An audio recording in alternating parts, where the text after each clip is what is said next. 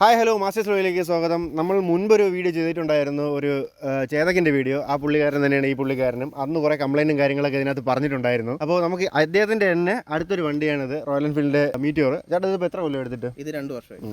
2 വർഷമായിട്ടുണ്ട്. 2 വർഷമായപ്പോഴത്തേക്ക് ഈ വണ്ടിക്ക് ഉണ്ടായിട്ടുള്ള ഒരു എക്സ്പീരിയൻസിനെ പറ്റിയാണ് നമ്മൾ ഇന്നത്തെ വീഡിയോയിൽ കൂടുതലായിട്ട് സംസാരിക്കാൻ പോകുന്നത്. കാരണം നമുക്ക് കുറച്ച് മുമ്പ് റോയൽ എൻഫീൽഡിൻ്റെ വീഡിയോ കിട്ടിയിട്ടുണ്ടായിരുന്നു. അപ്പോൾ ഏറ്റവും കൂടുതൽ കംപ്ലൈൻറ്റും കാര്യങ്ങളൊക്കെ കേട്ടിട്ടുണ്ടത് എൻ്റെ വണ്ടിയുടെ കാര്യം പറഞ്ഞപ്പോൾ തന്നെ ആൾക്കാർ പറഞ്ഞു നിന്നെപ്പോലും ഒരു ദുരന്തം വേറെ ഇല്ല എന്ന് പറഞ്ഞ് എന്നെ പുച്ഛിച്ച് വിട്ടിട്ടുണ്ട്. ഉപയോഗിക്കുന്ന ആൾക്കാർക്ക് അതിൻ്റെ ഒരു ബുദ്ധിമുട്ട് അറിയാൻ പറ്റുള്ളൂ. ചേട്ടൻ്റെ കാര്യത്തിൽ എങ്ങനെയാണ്? ഈ വണ്ടിയിൽ എന്തെങ്കിലും ബുദ്ധിമുട്ടുണ്ടായിട്ടുണ്ടോ? ഹാപ്പിയാണോ?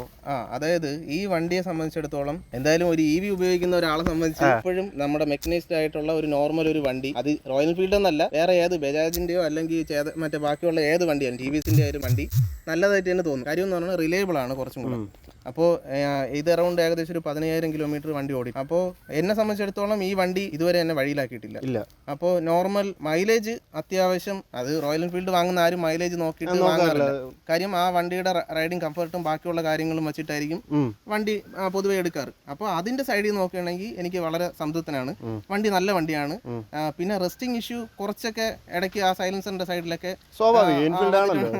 അപ്പോൾ ആ പറഞ്ഞ റെസ്റ്റിംഗ് ഇഷ്യൂ ഒക്കെ ഉണ്ട്. എന്നിരുന്നാലും വണ്ടി ബാക്കി എഞ്ചിന്റെ നോയ്സിന്റെ സൈഡിൽ നിന്നോ അങ്ങനെ വലിയ കംപ്ലൈന്റ് ആയിട്ടൊന്നും എനിക്ക് ഇതുവരെ നിലവിൽ ഫീൽ ചെയ്തിട്ടില്ല.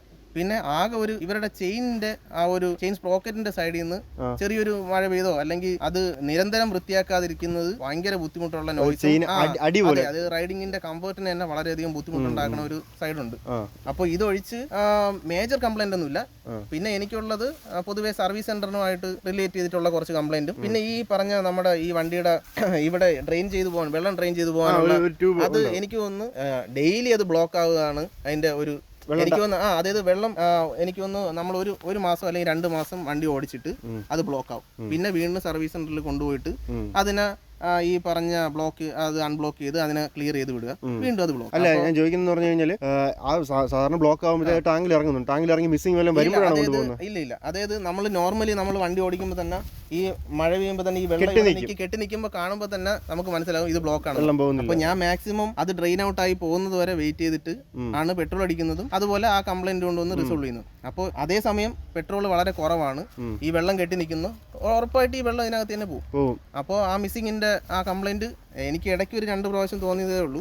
പക്ഷെ ഞാനത് വളരെ കോൺഷ്യസ് ആയിട്ട് നോക്കിയിട്ട് അത് ക്ലിയർ ചെയ്യുന്നതുകൊണ്ട് എനിക്കത് ഒരു ബുദ്ധിമുട്ട്. അപ്പോൾ സർവീസ് സെന്ററിൽ നിന്ന് വേറെ എന്തെങ്കിലും നമുക്കിപ്പോൾ നോർമൽ റെഗുലർ സർവീസ് ഉണ്ടായിരിക്കുമല്ലോ, അതിന്റെ സൈഡിൽ നിന്ന് എന്തെങ്കിലും എനിക്ക് ഉണ്ടായിട്ടുണ്ട്, അതുകൊണ്ടാണ് ഞാൻ ചോദിക്കുന്നത്. അതായത് ഞാൻ ഇപ്പോ ആദ്യത്തെ കുറച്ച് സർവീസ് നെടുമങ്ങാട് ശിവജി മോട്ടോഴ്സ് എന്നാണ് ചെയ്തുകൊണ്ടിരുന്നത്. ഇപ്പോൾ ചെയ്യുന്നത് കൈമനത്തുള്ള അവരുടെ സർവീസ് സെന്ററിൽ നിന്നാണ് ചെയ്യുന്നത്. അപ്പോൾ എനിക്ക് ഫീൽ ചെയ്തിട്ടുള്ള ഒരു സംഭവം, നമ്മൾ റെഗുലറായിട്ട് ഈ പറഞ്ഞ മൊബൈൽ ആപ്ലിക്കേഷൻ വെച്ചിട്ട് ബുക്ക് ചെയ്ത് പ്രീ പ്ലാൻ ചെയ്തിട്ട് സർവീസിന് പോയാൽ എന്തായിരിക്കുമെന്ന് എനിക്ക് അറിയത്തില്ല. ഞാൻ അങ്ങനെ മാക്സിമം നമ്മളിപ്പോൾ മിക്കവാറും ചെയ്യുന്നത് സർവീസ് നമുക്കിപ്പോൾ ഒരു കൺവീനിയൻ്റ് ആയിട്ടുള്ള ഡേറ്റ് അന്ന് രാത്രി ആയിരിക്കും അറിയുന്നത്.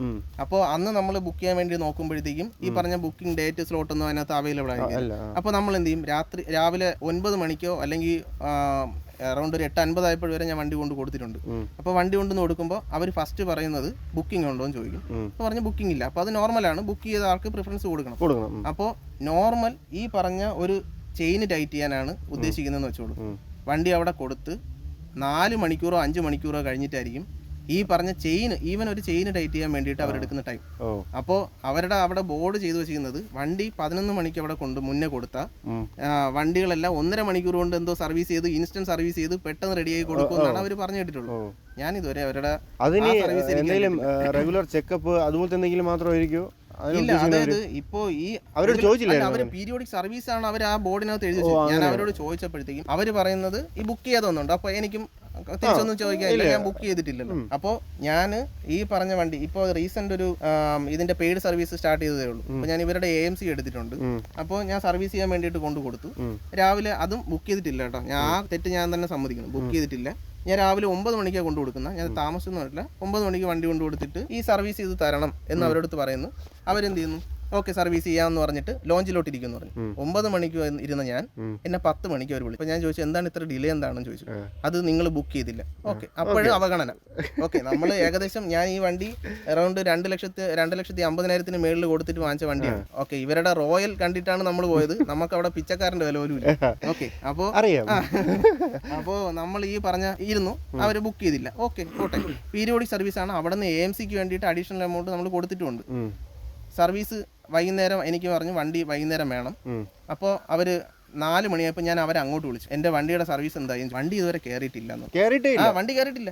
അപ്പോൾ ഞാൻ പറഞ്ഞു എനിക്ക് നിങ്ങൾ വണ്ടി സർവീസ് ചെയ്യോ ഇല്ലയോ, എനിക്ക് വൈകുന്നേരം എനിക്കൊരു കുഞ്ഞുണ്ട്, മോളെ വിളിച്ചിട്ടൊക്കെ വീട്ടിൽ പോകാനുള്ളതാണ്, നിങ്ങൾ ഈ വണ്ടി എനിക്ക് 5 മണിക്കുള്ളിൽ തരണം, സർവീസ് ചെയ്യോതില്ലേ എന്ന് പറഞ്ഞു. ഓക്കെ, അപ്പോൾ അവർ 4:30 ആയപ്പോൾ വിളിച്ച് വണ്ടി സർവീസിന് കയറ്റിയിട്ടുണ്ട് എന്ന് പറയുന്നത്. അടുത്ത 5 മണിക്ക് ഞാൻ ചെന്നപ്പോൾ അരമണിക്കൂർ വെയിറ്റ് ചെയ്യണമെന്ന് പറഞ്ഞു. ഓക്കെ, കുഴപ്പമില്ല. 5 മണി എന്നുള്ള 5:30 6 മണി വരെ ഇരുന്നു. 6:30 വരെ ഇരുന്നപ്പോൾ ഒരാൾ വണ്ടി അപ്പുറത്തെ സൈഡിൽ നിന്ന് സ്പീഡിന് കൊണ്ടുവയ്ക്കുന്നു. അപ്പൊ ഞാൻ നോക്കിയപ്പോൾ ഈ വാട്ടർ വാഷ് ചെയ്തിട്ട് ഇതില് വെള്ളം മുഴുവൻ ഇങ്ങനെ ഒലിച്ചുകൊണ്ടിരിക്കുന്നേ ഉള്ളൂ. ഞാൻ ചോദിച്ചു ഇതിൽ ഞാൻ എവിടെ ഇരുന്ന് ഓടിക്കണം. വണ്ടി തിരിച്ചു കൊണ്ടുപോയി ക്ലീൻ ചെയ്ത് വണ്ടി സ്റ്റാർട്ട് ചെയ്തു. അതിന്റെ ഈ നമ്മുടെ ഒരു സിമ്പൽ ഉണ്ടല്ലോ, അതായത് ഇഗ്നിഷന്റെ അല്ല, നമ്മുടെ ഫ്യൂവൽ മോട്ടറിന്റെ ഡാമേജ് വരുമ്പോഴത്തേക്കും സ്റ്റാർട്ടിങ്ങിൽ വരുന്ന സിമ്പൽ ഇല്ല, ആ സിമ്പല് ഓണായി കിടക്കുന്നു. അപ്പൊ ഞാൻ അവരോട് ചോദിച്ചു ഇതെന്താണ്? അത് ഇവിടെ പുതുതായിട്ട് വന്ന വാട്ടർ വാഷിനുള്ള പിള്ളേർക്ക് അറിഞ്ഞൂടാതെ അവരത് വാട്ടർ വാഷ് ചെയ്തതാണ്, ആ സെൻസർ പോയി തോന്നുന്നു. അത് നമ്മളോട് പറഞ്ഞിട്ട് എന്ത് കാര്യം? ഇത് ഒരു കസ്റ്റമർ അവന്റെ കയ്യിലെ കാശ് കൊടുത്ത് വാങ്ങിച്ച വണ്ടി കൊണ്ടും എടുത്തിട്ട് അവര് പറഞ്ഞ ഡയലോഗാണ്, ഈ പറഞ്ഞ സെൻസർ കംപ്ലൈന്റ് ആയിരുന്നു. അതും അവരുടെ ടെക്നീഷ്യനോ അല്ലെങ്കിൽ സർവീസ് ചെയ്യുന്ന ആൾക്കാരെ ക്വാളിഫിക്കേഷൻ നമ്മൾ ചോദിക്കേണ്ട ആവശ്യമില്ല. അവരുടെ സൈഡ് നമുക്ക് അറിയേണ്ട ആവശ്യമില്ല, കാര്യം നമ്മൾ ഇത് മുഴുവൻ പേയ്മെന്റ് കൊടുക്കുന്നതാണ്. അല്ല, എന്നിട്ട് സെൻസർ ആയിരുന്നു കംപ്ലൈന്റ്. അതായത് അവർ പറഞ്ഞത് സെൻസർ കംപ്ലൈന്റ് ആയിരിക്കും എന്ന് പറഞ്ഞു. ഞാൻ ചോദിച്ചു ഞാൻ ഇപ്പൊ എന്ത് ചെയ്യണം? അത് നാളെ ഒന്നും കൂടെ കൊണ്ടുവന്നാൽ വീണ്ടും. അപ്പൊ ഞാൻ പറഞ്ഞു നിങ്ങൾ ഈ പറയുന്നത് പോലെ എല്ലാ ദിവസവും എനിക്കിതും പൊക്കി പിടിച്ചോണ്ട് ഇവിടെ വരാൻ വയ്യ, നിങ്ങളുടെ ഈ സർവീസ് സെന്റർ വരെ കൊണ്ടുവരാനുള്ള പെട്രോൾ കാശ് ആര് തരും എന്ന് ചോദിച്ചു. അപ്പോഴും പറഞ്ഞു അല്ല അത് സാർ അത് നാളെ 1 മണിക്കൂറത്തെ കംപ്ലൈന്റേ ഉള്ളൂ. അപ്പോൾ ഞാൻ ചോദിച്ചു നിങ്ങൾ ഈ പറഞ്ഞ കംപ്ലൈന്റ് ഞാൻ പർപ്പസ്ഫുള്ളി ഉണ്ടാക്കിയ കംപ്ലൈന്റേ അല്ല. അപ്പോൾ നിങ്ങൾ ഈ പറഞ്ഞ നിങ്ങൾ കാരണം നിങ്ങളുടെ അശ്രദ്ധ കാരണം ഉണ്ടായ കംപ്ലൈന്റ് ഞാൻ എന്തായാലും നിങ്ങളുടെ അതോറിറ്റിക്ക് നിങ്ങളുടെ മെയിൽ അയക്കും. അപ്പോൾ അവർ പറഞ്ഞത് അയ്യോ അത് ഈ ആരാണോ ബുക്ക് എടുത്തത് അയാൾക്ക് പ്രശ്നം ഉണ്ടാവും. ഞാൻ പറഞ്ഞു പ്രശ്നം ഉണ്ടാവണം, പ്രശ്നം ഉണ്ടാവണം, ആരാണോ അവരാണ് പ്രശ്നം. അപ്പോൾ പറഞ്ഞു ഒരു കാര്യം ചെയ്യാം, ഒന്നും ചെയ്യണ്ട, ഞാൻ വീട്ടിൽ വന്ന് വണ്ടി എടുത്തിട്ട് പോയി സർവീസ് ചെയ്തിരുന്നു. അപ്പോൾ എനിക്ക് ഓക്കെ കുഴപ്പമില്ല, അവർ ഇങ്ങനെയെങ്കിലും പറഞ്ഞല്ലോ. ഞാൻ പറഞ്ഞു വീട്ടിൽ വന്ന് വണ്ടി എടുത്തിട്ട് പോയി സർവീസ് ചെയ്ത് കൊണ്ടുവന്നാൽ റെഡിയാക്കി കൊണ്ടുവന്നാൽ ഞാൻ പറഞ്ഞു വെച്ചു. ഞാൻ വെയിറ്റ് ചെയ്തു, ഒരനക്കവും ഇല്ല. പിറ്റേ ദിവസം ഒരനക്കവും ഇല്ല. ഞാൻ അതും ഈ വണ്ടി ഭയങ്കര മിസ്സിംഗ് ആയിട്ടാണ്, കാര്യം വെള്ളം എല്ലാ സ്ഥലത്തും കയറിയില്ലേ. അപ്പോൾ അത് കഴിഞ്ഞിട്ടാണ് വീട് വരെ എത്തിയത്. എങ്ങനെ പിന്നെ 2 ദിവസം ഓടിച്ചപ്പോഴത്തേക്കും ആ വെള്ളം ഡ്രെയിൻ ഔട്ട് ആയി പോയപ്പോഴത്തേക്കും ആ ഒരു ഇഷ്യൂ അങ്ങ് സോൾവ് ആയി. പിന്നെ ഞാൻ അവരുടെ അടുത്ത് എന്തെങ്കിലും കംപ്ലൈന്റ് ചെയ്തു, കാരണം ഇവർ പറഞ്ഞ ടൈമിന് തന്നില്ല. രണ്ടാമത് ഇവർ കാരണം അഡീഷണലി ഞാൻ കുറേ ബുദ്ധിമുട്ട് അനുഭവിച്ചു. അപ്പോൾ അങ്ങനെ പറഞ്ഞിട്ടാണ് പിന്നെ ഈ പറഞ്ഞ അവര് അവിടുത്തെ ഒരു കസ്റ്റമർ റിലേഷൻ മാനേജർ ഗോകുലാണെന്ന് തോന്നുന്നു, പുള്ളി വിളിച്ചിട്ട് ഇതുപോലെ സംസാരിച്ചു, ഇതുപോലെ ഇങ്ങനെ കംപ്ലൈന്റ് ഉണ്ടെന്ന് പറഞ്ഞു. അത് വോക്കിനായതുകൊണ്ട് അവര് സർവീസ് പെട്ടെന്ന് എടുക്കത്തില്ല.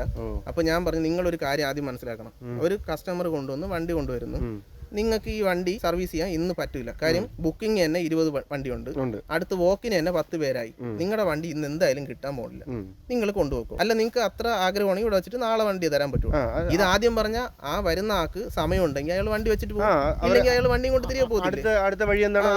അത് നോക്കും. ഇത് അവർ ചെയ്യത്തില്ല. ഇവർക്ക് ഈ വണ്ടി പോകാനും പാടില്ല, എന്നാ ചെയ്യാനും അപ്പോൾ അത് വലിയ മോശമായിട്ട് തോന്നുന്നു. അപ്പോൾ നമുക്ക് സർവീസ് സെന്റർ വിട്ട് കഴിഞ്ഞാൽ അടുത്ത് വണ്ടിയുടെ ഭാഗത്തുനിന്ന് വേറെ പ്രശ്നങ്ങളൊന്നും യാതും, അതായത് വണ്ടിയുടെ സൈഡിൽ നിന്ന് എനിക്കൊന്ന് ലോങ് പോകാനായിട്ട് അല്ല ഏട്ടാ വഴിയിലാക്കിയിട്ടില്ല എന്ന് പറഞ്ഞു, അതല്ലാതെ വേറെ എന്തെങ്കിലും തരത്തിലുള്ള അതായത് ബ്രേക്ക് ജാമിങ്ങോ അങ്ങനെ എന്തെങ്കിലും ഇല്ല. അതായത് ബാക്കി സൈഡ് എനിക്ക് ഇതുവരെയും വലിയ ഒരു ഇഷ്യൂ ആയിട്ട് അങ്ങനെ തോന്നിയിട്ടില്ല. വണ്ടിയിൽ നിന്ന് നോയ്സിന്റെ ആയിട്ടോ അല്ലെങ്കിൽ വേറെ സ്റ്റാർട്ടിങ് ട്രബിൾ ആയിട്ടോ. ഈ റീസെന്റ് ആയിട്ട് വണ്ടിയുടെ ബാറ്ററി ഒന്ന് ഡൗൺ ആയിട്ട് ബാറ്ററി കംപ്ലൈന്റ് ആയി എന്ന് പറഞ്ഞു. അപ്പോൾ അവർ 2 വർഷത്തെ വാറന്റിയേ ഉള്ളൂ.